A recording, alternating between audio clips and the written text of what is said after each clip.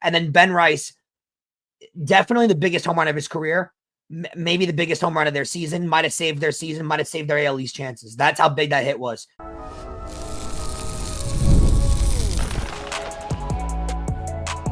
You are Locked On Yankees, your daily New York Yankees podcast. Part of the Locked On Podcast Network, your team every day.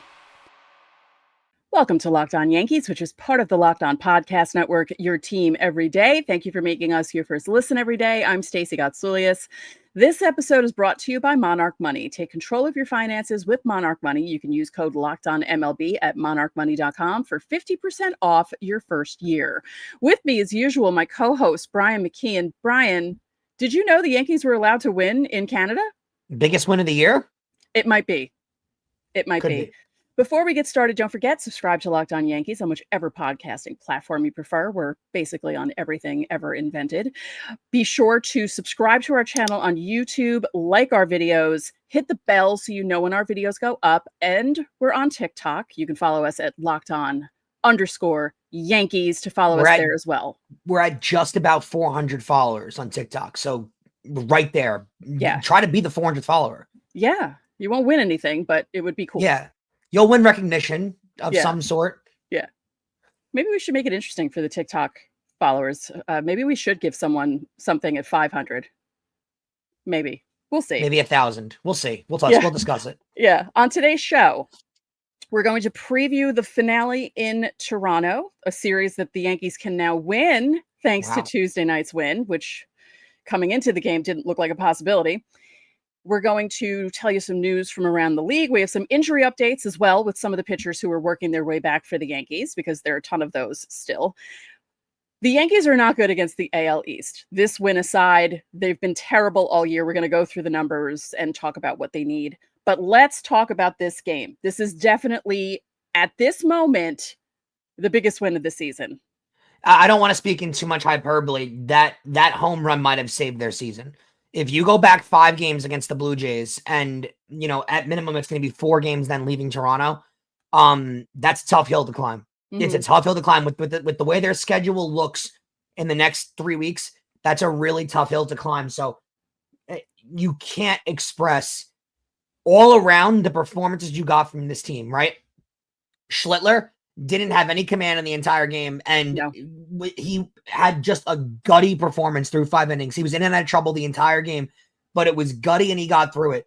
How about the performance out of Luke Weaver, out of the bullpen? Just stuck it. Devin Williams thought he gave up a home run, thought he gave up a walk-off, but and everyone did off the bat, and even including him. Yeah, Bellinger caught it. Speaking of, Cody Bellinger, maybe his best game of the year. He was unbelievable, putting the ball in the gap throughout the entire time, plays in the field, a home run. He was unbelievable in this game. There are so many storylines to get to. And then Ben Rice, definitely the biggest home run of his career, maybe the biggest home run of their season, might have saved their season, might have saved their AL East chances. That's how big that hit was. I don't know about you. If there's a Yankee fan out there listening to this that genuinely thought at 4-4 that they were going to win this game, I hope when I grow up, I have the confidence that you have, because I don't think either of us thought they had a shot at winning this game. No. What Ben Rice did with that home run is what the Blue Jays usually do to the Yankees. Correct. Correct. With that home run, that makes the Yankees have 5 guys with 15 or more home runs on the season. That was his 15th. He hit one tonight. Grisham is at 17. Chisholm is at 18. He hit one tonight. Bellinger is at 18. He hit one tonight. And then you have Judge, 36. Yeah. He did not hit one tonight or hit much of anything tonight. No. There were a couple of negative things. I don't want to poo-poo this, but these are things that could have cost them the game. There were pitching decisions that Boone made that were a little questionable.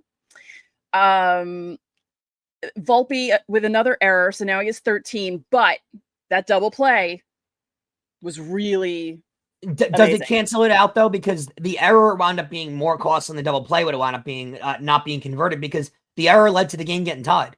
Right. The error led to those 2 runs. I mean, you gave an extra out away. The error was huge. And now he's tied again for the most errors out of any position player in baseball, but he's elite. We'll get to that in segment 2. It's a problem. It is. And despite the win, his fielding is a major problem. I know that he had a Gold Glove in his first year and he finished top 3 in his second year. This is inexcusable. You can't be this bad in the field. You can't. Yeah, well, you can't be this bad in the field when you're also not doing anything at the plate. One has to cancel out the other. Yeah. Yeah. So this win snapped a 9-game road losing streak against the AL East. Again, we'll get into more of that in segment 2, but this was a very big win. As you said, once they tied it at 4-4, I thought to myself, so how are they going to lose this? In what way are they going to make it so we want to throw our remotes at the TV at the end of the game? It also snaps an 11-game home winning streak for the Toronto Blue Jays, which is their longest of all time at the Rogers Center, which is pretty incredible. One question on the bullpen that I have for you.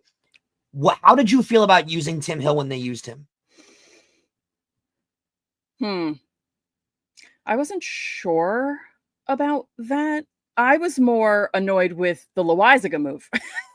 Agreed. See, we'll attack Tim Hill first because a lot of Yankee fans had a problem with using Tim Hill where they used him. Here's my thing. The Blue Jays, and Schneider in particular, has no problem pinch hitting guys when he wants to. Their bench is so deep that I don't think it really matters where you use Tim Hill in that spot because he's the only lefty you have in your bullpen.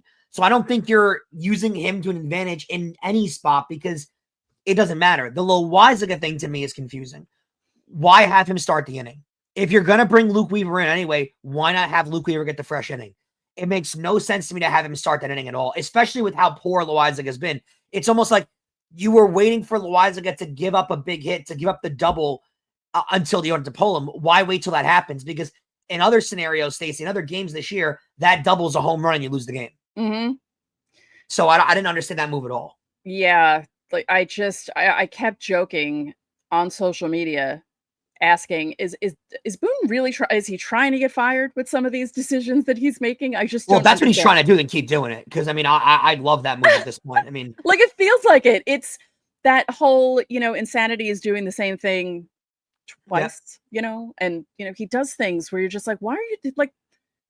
Because I think what did I say when he brought Loaizaga in? Oh, I said, here's Loaizaga to give up the lead. Lo and behold. Yeah, because again, when you watch this team day in and day out, and I know there are some people who want to take a break, and I totally understand. We have to watch them because it's our job to talk about them.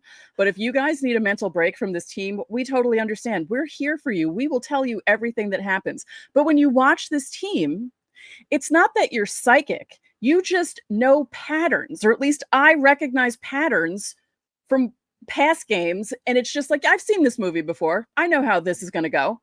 100%. It was right in front of them. And that's what kind of bothers you is this team has talent, right? So you watch some of these games and it becomes more frustrating because individual performances don't necessarily result in wins. That's what bothered me about the Cody Bellinger performance is, again, Schlittler was not amazing throughout the start. No. But the fact that in his second career start with zero command, he gives you 5 innings and of 1-run ball. Right. He was able to or was it 2-run ball? Regardless, it was a quality start effort to not get destroyed.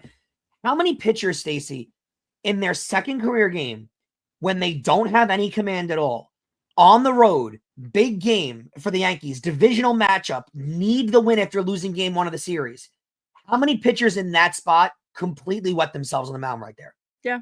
More often than not, in your second career start, you're going to in a road performance like that. That was a very, very gutty performance. You've seen guys have good performances when their stuff is on in that situation. But once their stuff is off, once guys have a first inning like he had, a lot of guys crawl into a hole and never come out. Right. And he gutted himself through it. He got into trouble again in the second inning, got through that as well. Words can't describe how big of a performance it was. I mean, how could you not trust this kid after the first 2 starts that he's given you? Yeah, he was amazing. Here's my question. The Yankees have played Toronto so many times recently, so they've gotten to see how that team operates. So how do you, as the Yankees, watch that team and how they just grind pitchers down, come in and do what you do? How are you not scoring at least 5 or 6 runs off Max Scherzer? It's not Max Scherzer of the early 2010s. You should His be hitting. His location's not there. I will give him credit though. At 41 years old, his velocity is still there. Sure, He's still throwing mid to upper 90s, which is impressive for his age. But he's not doing great this year. And it drives me No. crazy that the Yankees can't hit guys whose ERAs are high. I don't understand this. It's the strangest thing I've ever seen. They can hit a guy who's coming into a game with like a 2 point something ERA, and you're thinking to yourself, oh no, they're going to be really bad against this guy. And then they hit him. And then someone else is coming in with an ERA of 6, and they act like they've never swung a bat before. They've never played a game before. There's no game plan. I mean, yes, they won the game, but how'd they win the game? Home run. I'm more confused on why the strategy against Scherzer wasn't to attack. Right. But the strategy itself was to let him grow the count. A guy like that is going to have no problem throwing you a lot of pitches and striking you out. And that's exactly what he did. Yeah. They gave him the respect of, like you said, 2010 Max Scherzer as opposed to 41-year-old Max Scherzer. I don't get that strategy remotely at all. But yeah, you're right. They have this aggression toward these aces that you face with 2 ERAs, but guys with lackluster stuff, they want to work deep counts and really take pitches. Why? Attack those guys too. I don't understand why you wouldn't. Don't play to the pitcher. Make him play to you. Yeah. Like, be the aggressive offense. Scare him. Don't be scared of him. I don't understand what their strategy is like, but you have to make the pitcher play to your tempo, not to their tempo. They tend to do that way too often. Yeah. So, like we said, Jazz with the 3-run homer, Bellinger with the solo shot, and you have Rice with the solo shot. Yeah, but other than that, other people weren't really, like, they weren't taking advantage of anything. And I don't like the all or nothing with this team. I would prefer, you know how we always talk about when they have a good win where it's not just home runs or even not home runs, there are more hits involved and not the long ball, and they make things happen on the bases and they do things. I'd like to see more of that from the only team. Positive I'll give you because you're right. The only positive I'll give you is the fact that you did get contribution from multiple guys on the roster when both Judge and Stanton didn't hit. Judge and Stanton didn't hit in this game, and you still got Jazz contributing. You still got Bellinger contributing. That is a little different than years past. Because years past, when Judge doesn't hit, the whole team just disappears. At least they had other guys contribute, but you're right. At the end of the day, they're going to go as far as Judge and Stanton allow them to, and Judge has been slumping lately. It's just been overshadowed by other guys really being streaky. Right, and he's slumping, but he's still batting like over 340. So it's... Exactly. And one quick thing, and then I'll end this. I thought it was really funny. Ben Rice hits that home run off Hoffman. And then Austin Wells comes up. Hoffman throws another like fastball, and you could tell Wells was trying to do the same thing. He swings right through it. It's like, yeah, he was trying to do the same thing as Rice, and it didn't quite work. But I love that. And, you know, good for Ben Rice because he's not playing every day. He also, you don't know where he doesn't know where he's playing. Is he going to be DH? Is he going to be the catcher? Is he going to be first base? He was first base on Tuesday, and that was a big hit for him because he's a little up and down. You know, he started off the year really strong, so I'm glad to see that things are happening for him, and hopefully more things will happen. Talk about doing what the team needs, though. Yeah. Don't forget, subscribe to the channel, hit the like button on our videos, hit the notification so you know when our videos go up. You can also join the Locked On Yankees Insiders Club. The link is in our description. You'll get text from us. You can text us questions, comments, reactions to trades and signings. We send out the lineups during the season, roster moves. I talk to you guys during the games, and we send out breaking news so you don't have to keep checking social media. There's a 14-day free trial. Coming up, the Yankees have an AL East problem. We're going to talk about it next. Ever wish managing your money felt easier? Well, with Monarch Money, it can. Whether you're growing your savings or planning for a big purchase, Monarch puts you in the driver's seat. It's like having your own personal CFO, giving you full visibility and control over all of your finances. Monarch Money is more than just a budgeting app. It's a complete financial command center. You can track all of your accounts, investments, and spending all in one place. So in addition to managing your money, you're also building your wealth. Now, I got to be honest, guys, it made things so much easier for me. I was able to minimize all my finances into specific categories. I took out subscriptions. I could add things that I wasn't expecting to come into play. It was so easy. And also, it gets me on track for financial goals that I'm looking forward to in the future. If I need to save for anything, Monarch makes it easier. So take control of your finances with Monarch Money. Use code one word locked on MLB at monarchmoney.com, 50% off your first year. That's monarchmoney.com, code one word locked on MLB for half off your first year. Welcome back to Locked On Yankees. So every Friday, we have Fan Mail Friday. You guys ask us questions. We answer them to the best of our ability. And if you are on YouTube, we have a way for you to do it that's very easy. Just go to our channel's page. You click on the Post tab, and you will see the latest post that tells you, leave your questions for Fan Mail Friday below this post. The deadline is Thursday, 5 p.m. Eastern Daylight Time. We have an interesting segment, too. There's a lot to discuss here. Yeah. A lot to discuss. Yes. So Why don't you lead it off? The Yankees are struggling against the AL East. They're 11-17 now that they beat the Blue Jays on Tuesday night. And the only team that they're above 500 against are the Rays. They're 1-5 against Boston, 3-6 against Toronto, 3-3 against Baltimore, and 4-3 against Tampa Bay. This is a problem. You cannot win a division when you can't be competitive against your closest rivals in the division, meaning Boston and Toronto, because they're sandwiched in between those two teams. They have a bunch of games against all of these teams remaining on the schedule. Yep. And it doesn't get much easier for them against these teams. And it's just, I don't... Boone had said something the other day when I don't know if it was Meredith or one of the beat writers brought it up, saying, you guys aren't really that good against the AL East. And it was almost as if he made it seem like it didn't matter, but it does. A lot. Matter. Big time. So there was also a stat that came out, too, on running across the socials. After the next 2 weeks, so the Yankees have a very difficult 2-week stretch coming up. After their 2-week stretch, they actually have the easiest schedule in baseball to finish out the season. The problem with that is a lot of those games are up against teams in their own division like Tampa and Baltimore who don't have good records, but the Yankees struggle against. So it's kind of a catch-22 in that sense. Like Baltimore, you might sit there and when it comes to MLB statistics, it's like, oh, Baltimore contributes to them having one of the easier schedules in baseball. The Yankees don't necessarily beat Baltimore all the time. So it's kind of a double-edged sword in that sense. I'd agree with you. Not having a good record against your own division is a major problem. It is a big deal because these are teams you need to beat. And when it comes down to it, those are the teams you play most throughout the entire year. So if there's a way you can control your own destiny, these teams beating them kind of allows you to the best way you possibly can. Yeah, I don't like this. I just don't like how baseball is set up now with the multiple wild cards, which means teams can kind of coast to the end. And it's like, oh, well, there's a number of wild card spots that we can make. I don't like that. I don't like the Yankees having that attitude either.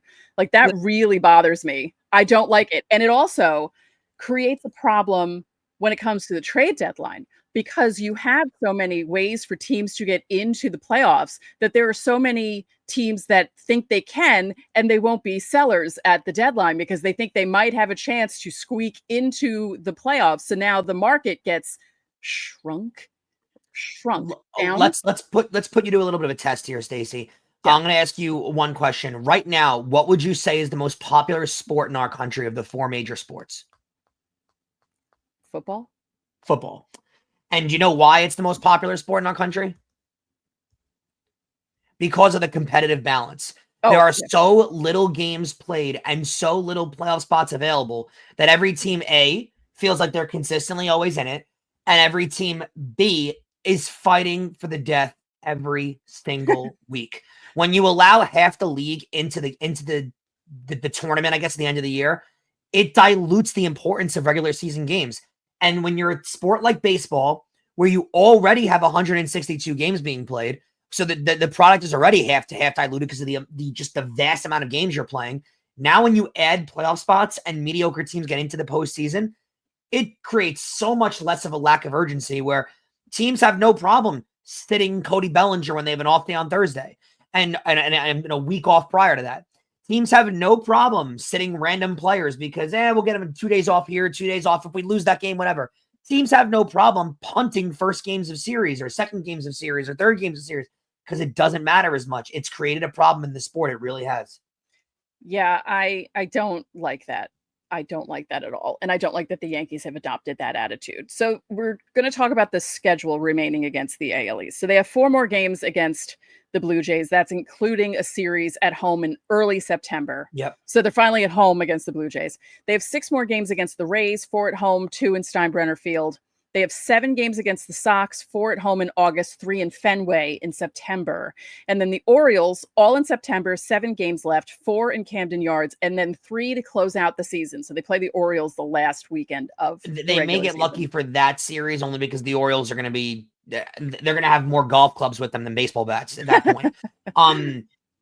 That Red Sox series late in September, that series is going to be a brat. Because they're going to be fighting for something, the Red Sox.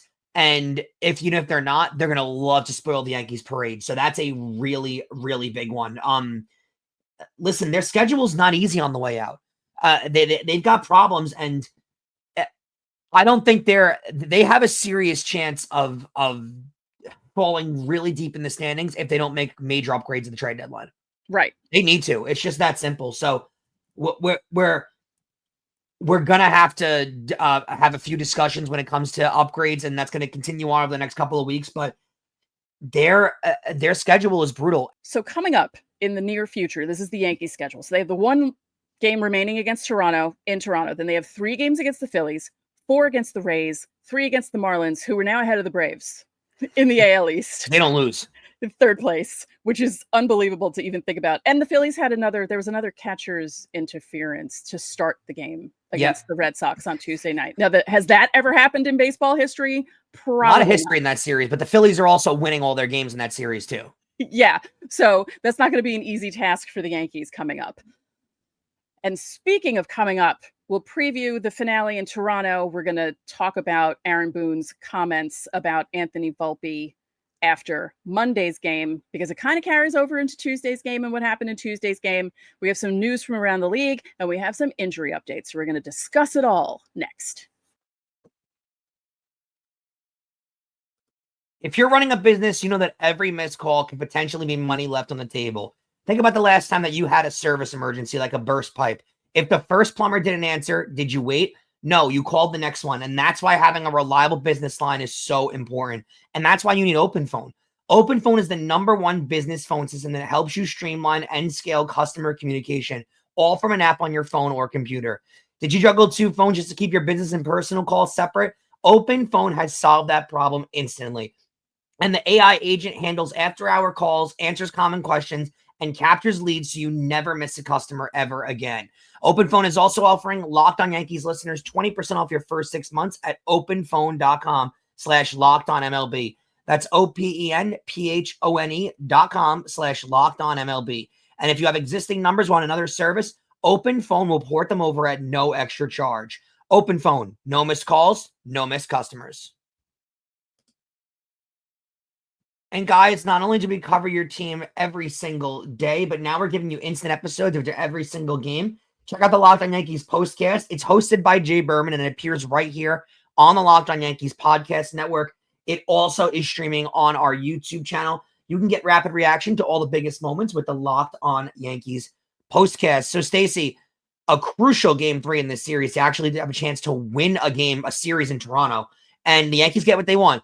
They get Max Fried on the mound, their ace. It'll be Wednesday night, 7:07 on Prime Video.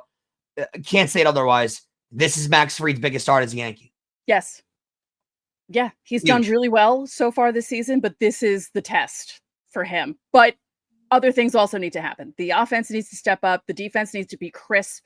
I know they're playing on turf, and they're not that used to playing on turf, but you have to be better, and you can't let the game get away from you, because in so many of these games against Toronto, and I'm not taking anything away from Toronto. Toronto's a great team, but in so many of these games that the Yankees have lost, the Yankees have beaten themselves by doing 100%. Awful things. Boone making dumb bullpen decisions, the defense not doing anything, the offense not doing anything, and just it's annoying to watch. So I was happy that this hasn't resulted in success for Toronto over the years, but they are built really well in a sense that they are built like a team that wins in the postseason. They take advantage of things when you don't play perfectly. Right. When you do little things wrong, every inning that you have an error, they're going to score. If you give them extra outs, they take advantage of it. And that's what good teams do. And that's what good playoff teams do, particularly. If you're the Yankees, don't give them that opportunity. Don't give them the extra outs. That Carlos Rodon inning, the 5th inning yesterday's game, or 2 days ago's game, they gave them 3 extra outs in that inning from the Peraza dive, the Peraza missed throw, and the Volpe missed throw. You can't afford to let that happen, especially against this team. Right. So let's discuss. After Monday's game, we didn't get to it because we recorded pretty soon after Monday's game, so we didn't see these comments until after we were done recording. But there's Boone. I know he needs to defend his players, but it's getting to the point of comical and also making fans annoyed at this point. Like, even people who normally don't go so hard against Boone were going hard against Boone after these comments. The comment after the game, if you guys haven't heard it yet, is when he was asked about Volpe now being tied for the most errors in the league of any position player. Boone said, it's not that big of a deal. It's a couple of plays here, a couple of plays there. It's still the most errors in the league. How would White Sox fans feel or Rockies fans feel if you sat, if the manager, the general manager then said, it's not a big deal. It's a couple of losses here, a couple of losses there. You still have the most losses in the league. Just like Volpe still has the most errors in the league. And Stacey, it is a problem. This year, he's -3 and outs above average. Right at this point in time, he was +14 last year. That's a huge discrepancy. That's not a little bit. My problem is we're all watching the same game, Stacey. Yeah. Don't treat us like we're stupid. No, he's We all gaslighting see us. him struggling. I say it all the time. Yeah. He's trying to gaslight us into thinking that Anthony Volpe is fine, even though this was after Monday's game. He made another error on Tuesday. Yep. It carried over. Yeah. And they won the game on Tuesday. Right. So it didn't it's even not contribute going to the loss. Right. It didn't contribute to the loss. And it'll be glossed over more than likely because the Ben Rice home run erased anything bad that happened prior to it. But Pepperidge Farm remembers. We're going to remember the fact that he made an error in this game because if it keeps happening and Boone keeps saying he's fine, that's a problem. And please don't translate that into me and Stacey saying that we don't believe in Volpe or get rid of Volpe. We sat here yesterday and told you they need to trade Peraza and move on from him, but they have to keep Volpe and give him the chance. Let's acknowledge, Stacey, this is a team that last year won the AL pennant and Volpe hit 285 in the postseason, including a major grand slam in the World Series. Mm-hmm. This is a guy who in his rookie year won a Gold Glove and his second year finished top 3 in the Gold Glove. We are not sitting here and telling you to give up on a 24-year-old first-round draft pick. No one is saying that. But at a certain point in time, don't gaslight the fan base and act like he's this elite defender when he leads the league in errors. Two things don't equal up here. The Yankee fan base is not stupid. Don't treat them like they are. Right, right. So some injury updates quickly. Fernando Cruz started his throwing program over the weekend. That was expected. Because his oblique isn't fully healed yet, it's going to be a slower program. Boone previously said it's possible he returns in August, but he's a big absence from the bullpen. They've really missed him. I mean, they're going out there to get a reliever because they don't have him in the rotation. Yeah. Yari De Los Santos needs a couple more rehab games. He should be in play here very soon. That's a direct quote from Boone. And Ryan Yarbrough still hasn't begun mound work, but he is throwing. I completely forgot about him. I honestly did.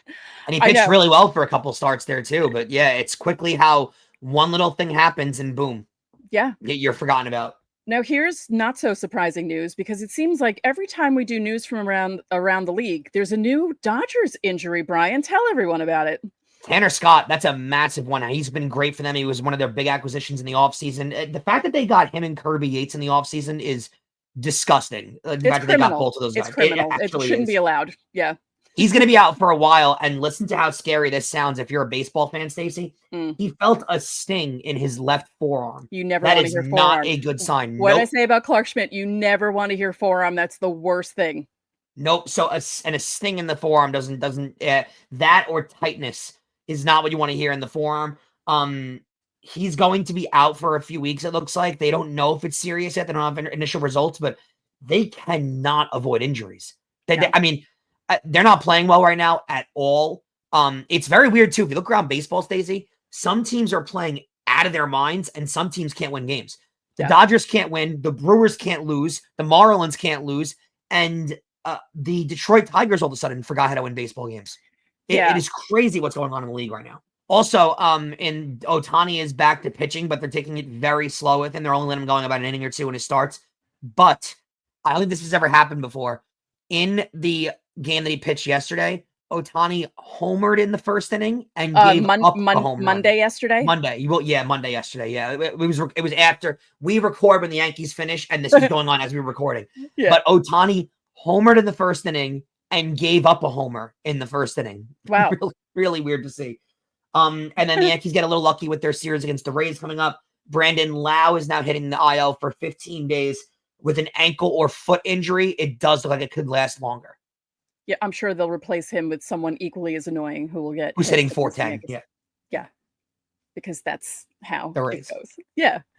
So coming up later in the week, as you all know, Fan Mail Friday. Get those questions in. Insiders already sending in questions. I said it on yesterday's show. I'll say it again. I got a couple more today. And YouTubers, do what you do. Go to the post tab on our channel page. Leave those questions. Don't leave comments, because some people have left comments and it scares me when I see that there's a number of them and I think, oh no, I'm not going to have enough. We're not going to have enough time to answer all these questions. And then it turns out leave comments under our videos, leave questions under the Fan Mail Friday post. It terrifies me and excites me at the same time how big of a start this is for Max Fried. So big. Yeah. I'm just hoping that the blister's okay. You know, he didn't have a great start against them the last time he faced them. It was a rough start for him. He had that one bad inning. I just want him to get past the fourth inning. If he gets past the fourth inning with minimal damage, then we'll know things are okay. Big time start, though. This is going to be a playoff type game. Yeah. It's already that atmosphere, but with Fried going against Bassett, that's a big matchup. So thank you for making Locked On Yankees your first listen today. For your second listen, check out the all-new Locked On MLB Game Night. Every game, every night, all season long. You get local analysis on a national scale. You can find MLB Game Night on Locked On MLB on YouTube or wherever you listen to your podcasts. So that'll do it for this episode of Locked On Yankees. I'm Stacey Gotsoulias. And I'm Brian McCann. We'll catch you tomorrow.